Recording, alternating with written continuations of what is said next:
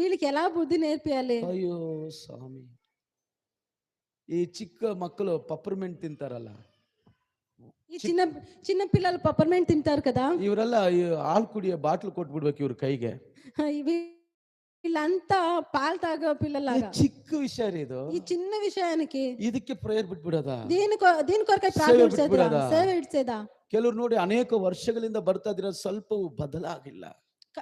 కొందరు చూడండి అనేక రోజుల నుండి వస్తా ఉన్నా కూడా వాళ్ళు చేంజ్ కాలేదు. ದೇವರು ಎಗ್ಗಿ ನಮ್ಮಲ್ಲಿ ಕಾರ್ಯ ಮಾಡ್ತಾರೆ. దేవుడు ఎలాగ మనలో ನಮ್ಮ కార్యం చేస్తారు? ಕುಟುಂಬದಲ್ಲಿ ಹೆಂಗ್ ಕಾರ್ಯ ಮಾಡ್ತಾರೆ?